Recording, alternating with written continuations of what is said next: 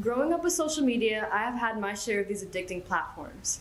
I remember staring at the new Instagram logo as it was about to finish loading on my phone. I remember Kik being a thing.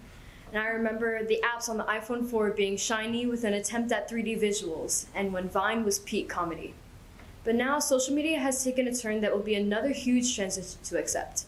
It has become an international growing obsession to expose, ridicule, and publicly denounce YouTube stars, singers, actors and actresses, and even a niche Twitter mom. Every day, it isn't surprising anymore to see any Explore or news page filled with the new celebrity scoop. This is the development of stan and cancel culture, which is a new obsession for teenagers that like to spend their time on social media. The birth of stan and cancel culture has changed the way we see people in the oddest way. Some social media sites have begun to play a giant game of tug-of-war with the spotlight for certain celebrities. This toxic culture has transformed the way teenagers especially view the famous. The implementation and fixation on participating in this culture has destroyed careers and even boosted others. But before I continue, some of you may be asking, what even is stan versus cancel culture? According to the Urban Dictionary, which is a popular dictionary built for defining the day-to-day slang, the word stan comes from the 2000 Eminem song titled Stan.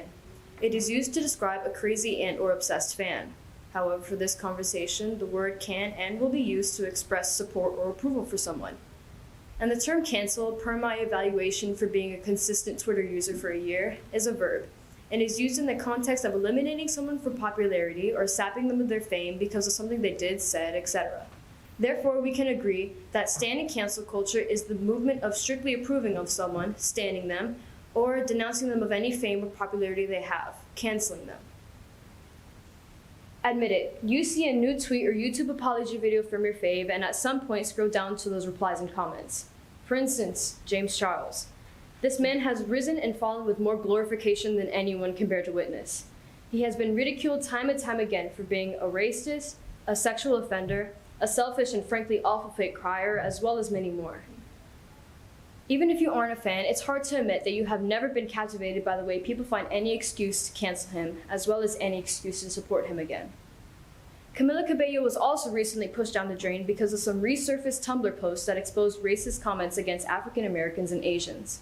Many found her actions inexcusable despite her young age, and when the star tried to apologize for her mistakes, many couldn't view her message seriously due to the sheer volume of posts that were deemed racist. Kevin Hart also faced controversy before over cheating on his wife, and again now because of a video of him speaking in front of a crowd of people some words of wisdom. The video quickly made its rounds on Twitter, with one of the retweeted comments going viral saying, "My main goal in life is to never find myself taking advice from Kevin Hart." Many said that the message may have been good, but the way it was delivered and who it was being delivered by was the issue. One person in the replies had enough and said, "Y'all gotta stop gassing up rich people just because they're rich." A common method of canceling is the use of hashtags, such as hashtag James Charles is over party or hashtag Camila Cabello is over party. These parties that are canceling use to develop hashtags and spread them all over social media and boycott the celebrities. Although a poll on Reddit showed that little over 60% of people take this whole cancel culture as a joke, the joke becomes toxic when artists are crushed by the words that are used against them. For instance, at the start of Alessia Cara's career, she was hounded on Twitter for being a one-hit wonder, with people claiming she was a flop.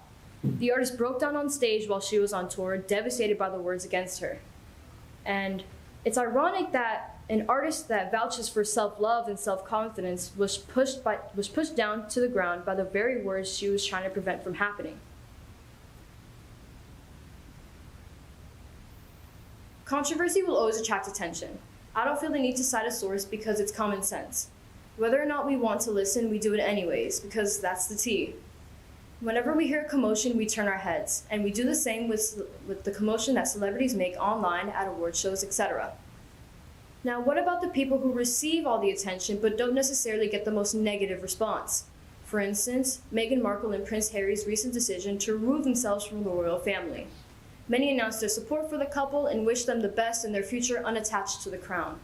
But others, like Markle's own father, labeled her as disgraceful and believed her and the prince made wrongful decisions. Now, what about stan culture, where people throw in their full-fledged support for others? Recently, K-pop sensations BTS have gained a lot of supporters after their Love Yourself World Tour, the entire tour advocating for self-love, self-importance, and self-acceptance. Lil Nas X became the new king of Twitter, releasing Old Town Road and having it hit a record of over 17 weeks on Billboard. We can also admit that Tyler, the Creator, spit the truth after his Grammy win in January, after he exposed the industry for its backhanded compliments after he won an award in the rap category, as if people that look like him always need to be in the rap category. Although stan culture seems pretty beneficial, it can actually be detrimental.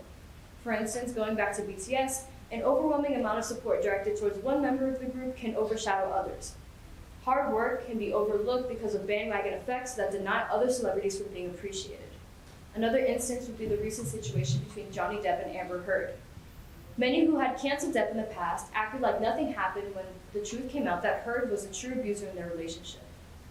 Stan culture was real quiet that day, with very little of them attempting to apologize for supporting Heard in the past. Now, why are we obsessed? The trend of community agreement to block someone has become simply entertaining to watch. Also, hopping on the bandwagon of support so you don't seem racist, sexist, etc. has been normalized. We do it because it's funny, or because some people don't deserve it, or because some people do deserve it.